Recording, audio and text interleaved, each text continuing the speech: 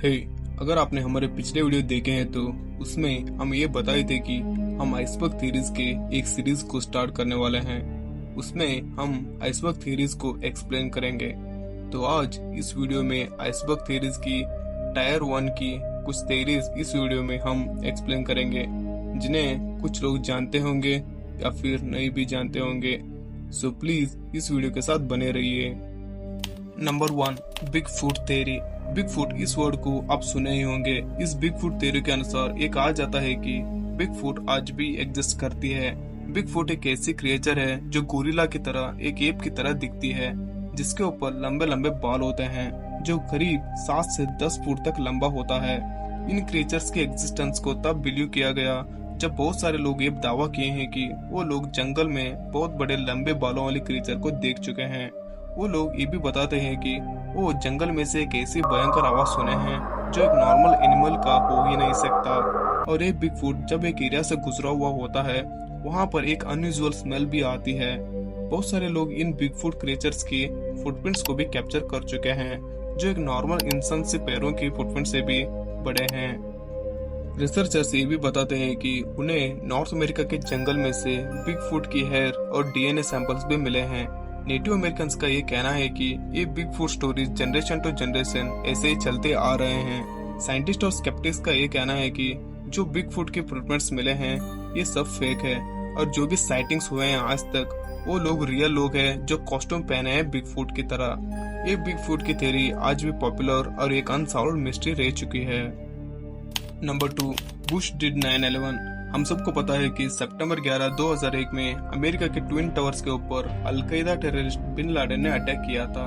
लेकिन ट्विस्ट ये है कि बुश डिड 9/11 थ्योरी के अनुसार इस अटैक को 2001 में उस टाइम के अमेरिका के प्रेसिडेंट जॉर्ज बुश के एडमिनिस्ट्रेशन इस अटैक को करने की परमिट दी थी। इसे बिलीव करने में बहुत मुश्किल है। भला देश का प्रेसिडेंट अपने ही देश को हानि पहुंचाना क्यों चाहेगा? लेकिन इस थ्योरी में कुछ की पॉइंट्स है जो इसे बिलीव करने के ऊपर सोचने में मजबूर करती है। वो की पॉइंट्स ये है कि सितंबर 11, 2001 में वो प्लेन्स ट्विन टावर्स के ऊपर जब इम्पैक्ट किए थे, उस टाइम उस टावर्स में बहुत बड़े प्री प्लांटेड एक्सप्लोजिव भी मौजूद थे, जिन्हें प्लेन्स हिट करते टाइम एक्सप्लोड किया गया था, और बहुत बड़ा आग भी लग चुका था। इस इंसिडेंट के बाद वो बिल्डिंग्स ऐसे गिरे थे कि जैसे प्री प्लान्ड हो और कंट्रोल में हो। थेरिस्ट ये भी क्लेम करते हैं कि जब ये अटैक होने वाला था तब अमेरिका के डिफेंस सिस्टम को ये ऑर्डर मिला था कि वो कुछ भी ना करे ताकि ये अटैक सक्सीड हो सके, और हाईजैक्ड प्लेन को रोकने के लिए और उन्हें पहचानने के लिए जो नॉर्मल प्रोटोकॉल्स होते हैं उन्हें भी डिसेबल किया गया था ताकि हाईजैक्ड प्लेन को कोई भी ना रोक सके। जब ये 9/11 अटैक हुआ तब अमेरिका के बड़े बड़े हस्तियों ने स्टॉक मार्केट में एयरलाइन स्टॉक्स और इंश्योरेंस स्टॉक को शॉर्ट सेलिंग करके बहुत बड़े पैसे भी कमाए थे। इस अटैक के पीछे जॉर्ज बुश एडमिनिस्ट्रेशन का बहुत बड़ा मोटिव ये था कि जियोपॉलिटिकल के ऊपर कंट्रोल करना और ऑयल रिसोर्सेस को एक्सेस करना। आप इसमें ये नोटिस कर सकते हैं कि जब 9/11 अटैक हुआ उसके नेक्स्ट एक ही महीने में अमेरिका ने अफगानिस्तान को इन्वेड किया, और इसके 2 साल बाद अमेरिका ने इराक के ऊपर आक्रमण किया। इसके पीछे कारण यही था कि जियोपॉलिटिकल कंट्रोल और इराक और अफगानिस्तान में जो ऑयल रिसोर्सेस हैं उनको एक्सेस करना। ऐसे बहुत बड़ा अटैक होने के बाद भी अमेरिका जैसे कंट्री बिन लादेन को पकड़ने के लिए 10 साल लगा दी। ये तो सोचने वाली बात है। Number 3, big pharma theory. ये थ्योरी के अकॉर्डिंग दुनिया में जो बहुत बड़े बड़े फार्मा कंपनीज है, स्पेशली वेस्टर्न कंट्रीज में, वो आम लोगों की जो हेल्थ है उसे एक प्रॉफिटेबल बिजनेस में कन्वर्ट किया है। ये फार्मा कंपनीज चाहते ही नहीं कि बड़े बड़े डिसीज लाइक HIV, कैंसर, इन जैसे डिसीज को परमानेंट क्यूर ना मिले, और इन जैसी डिसीज की मेडिसिन ओनली इलाइट यानी कि समाज के जो गण्य लोग हैं, बड़े लोग हैं, उन्हें ही मिलते हैं, आम लोगों तक नहीं पहुंचती। लोगों को ऐसी डिसीज आते ही रहना चाहिए और उनके ट्रीटमेंट और मेडिसिन ऐसे ही चलते रहे ताकि कंपनीज प्रॉफिट में रहे। अब कहीं ना कहीं ऐसे न्यूज सुने होंगे कि कैंसर की क्यूर मिल गई, HIV की क्यूर मिल गई।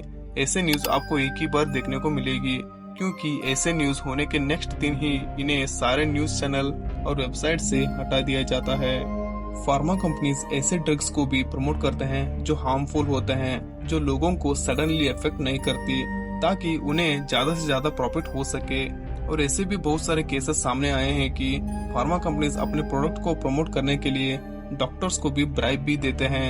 यहाँ तक कि इन कंपनीज की influence medical research, regulatory agencies और हेल्थ केयर प्रोफेशनल्स तक भी होता है। आप यही सोचिए कि ईयर 2021 में अमेरिका के लोग सिर्फ मेडिसिन के ऊपर $574 बिलियन की खर्च किए हैं। ये सिर्फ अमेरिका की है। पूरी दुनिया की सोचोगे तो ये मार्केट बहुत बड़ा है, जितना कि हम लोग सोच भी नहीं सकते। Number 4, illuminati theory. इसके बारे में तो आप सब लोग बहुत बार सुने ही होंगे, तो मैं इसके बारे में ज्यादा नहीं बताऊंगा। इल्यूमिनाटी एक सीक्रेट पावरफुल एलाइट ग्रुप है और कहा जाता है कि ये दुनिया में जितने भी बड़े बड़े इवेंट्स होते हैं उन्हें कंट्रोल करता है। ये एक सिंगल गवर्नमेंट है। इल्यूमिनाटी ऑर्गेनाइजेशन का फॉर्मेशन बवेरिया, जर्मनी में 1776 में हुआ। तब ये ऑर्गेनाइजेशन लोगों को एनलाइटमेंट यानी कि ज्ञानोदय का आदर्श देता था, लेकिन इस ऑर्गेनाइजेशन को 1718 में बवेरियन गवर्नमेंट के द्वारा बंद किया गया। तब से आज तक ये इल्यूमिनाटी ऑर्गेनाइजेशन सीक्रेटली चलता आ रहा है। ये इल्यूमिनाटी के बारे में पूरी दुनिया को तब पता चला जब 20th सेंचुरी में इंटरनेट का एक्सेस मिलना शुरू हुआ। इल्यूमिनाटी थ्योरी के अकॉर्डिंग ये कहा जाता है कि ये गवर्नमेंट्स, मीडिया, फाइनेंशियल सेक्टर्स को भी अपने पावर से कंट्रोल करता है। जो भी मेजर इवेंट्स होते हैं जैसे कि wars, economic crisis, terrorist attacks, इन सब को इल्यूमिनाटी कंट्रोल करता है। इल्यूमिनाटी का मोटिव है न्यू वर्ल्ड ऑर्डर को बिल्ड करना। इल्यूमिनाटी का सिंबल एक ट्रायंगल है जिसमें एक आंख बना हुआ है। आप सब लोग इल्यूमिनाटी के बारे में तो जानते हैं, लेकिन एक और इससे भी ओल्डेस्ट और सीक्रेटिव ग्रुप है जिसका नाम आप जानते ही नहीं होंगे। वो है फ्री मैसन्स। ये ग्रुप 1717 में फॉर्म हुआ था, यानी कि इल्यूमिनाटी से भी पहले। इल्यूमिनाटी इसके साथ मिलकर काम करता है। इल्यूमिनाटी में बड़े बड़े world leaders, celebrities, specially film और म्यूजिक से जुड़े सेलिब्रिटीज भी इसके मेंबर्स है, जो इल्यूमिनाटी के पपेट की तरह काम करते हैं। ये म्यूजिक और फिल्म इंडस्ट्री के सेलिब्रिटीज इस इल्यूमिनाटी को खुलेआम प्रमोट भी करते हैं। आपने ये बियॉन्स की वीडियो तो देखे ही होंगे। जब वो स्टेज पर परफॉर्मेंस कर रही थी तब उसका चेहरा एक डिमॉन के रूप में चेंज हो रहा था। ये एक ही नहीं, Lady Gaga, Cardi B, Katy Perry, Jay Z, even actor Jim Carrey भी उसके मेंबर है। Number 5, singers who didn't really die. एक कॉन्स्पिरेसी थ्योरी ये कहती है कि बड़े बड़े फेमस सिंगर्स जैसे कि Michael Jackson, Jim Morrison, Tupac Shakur, वो असल में मरे ही नहीं थे। वो फेम और प्रेशर से एस्केप होकर न्यू लाइफ स्टार्ट करने के लिए या फिर और भी डिफरेंट रीजंस की वजह से मरने की नाटक किए थे। एल्विस प्रेस्ली जो एक अमेरिकन सिंगर और एक्टर भी थे, इन्हें king of rock and roll भी कहा जाता था। इनके डेथ 1977 में हुआ, लेकिन कुछ कॉन्स्पिरेसी थ्योरीज के मुताबिक इनका डेथ फेक था। बहुत सारे लोग ये क्लेम करते हैं कि वो लोग इन्हें पब्लिक प्लेसेस में देख चुके थे, और ये भी कहा जाता है कि ये एक अंडरकवर FBI एजेंट भी थे और ये फेम की प्रेशर से बचने के लिए ऐसा किया। हम सबको पता है कि माइकल जैक्सन की डेथ 2009 में हुई है, लेकिन कुछ फैंस ये कहते हैं कि माइकल जैक्सन उनकी डेथ की फेक अनाउंसमेंट किया था ताकि उनके फाइनेंशियल प्रॉब्लम से वो बच सके। ये कहते हैं कि माइकल जैक्सन मरते टाइम उनके ऊपर $250 मिलियन से भी ज्यादा कर्जा था। माइकल जैक्सन हर साल $20 मिलियन से लेकर $30 मिलियन तक स्पेंड करते थे अपने लाइफस्टाइल के लिए, और माइकल जैक्सन बहुत सारे बैंकों से लोन भी ले चुके थे। और 2003 में 13 ईयर ओल्ड बच्चे को मोलेस्ट करने के जुर्म में उन्हें अरेस्ट भी किया गया था। इन सब रीजंस की वजह से माइकल जैक्सन मरने का नाटक किया था न्यू लाइफ स्टार्ट करने के लिए। ट्यूपाक शकूर एक अमेरिकन रैपर थे 90s के। इन्हें 1996 में लॉस वेगस में कुछ लोकल गैंग के मेंबर्स इन्हें इनके कार में शूट करके मार दिया। कॉन्स्पिरेसी थ्योरीज के मुताबिक ये फेक था, क्योंकि बहुत सारे लोग इन्हें पब्लिक प्लेसेस में कैप्चर कर चुके हैं। ऐसे ही और भी सिंगर्स हैं जो फेम से बचने के लिए अपनी डेथ को फेक अनाउंसमेंट किया है। Number 6, Simpson's theory. सिम्पसन्स के बारे में तो आप सुने ही होंगे। ये एक अमेरिकन एनिमेटेड शो है जो 1989 से चलता आ रहा है। कहा जाता है कि ये शो फ्यूचर में होने वाले इवेंट्स को प्रेडिक्ट करता है। ये शो डोनाल्ड ट्रंप के प्रेसिडेंसी को भी प्रेडिक्ट किया था। इनका 2000 में एक एपिसोड बना था जिसका नाम था बार्ड टू द फ्यूचर। उसमें ये दिखाए थे कि डोनाल्ड ट्रंप प्रेसिडेंट बन रहा है। उसके ठीक 16 ईयर बाद डोनाल्ड ट्रंप प्रेसिडेंट बन जाता है।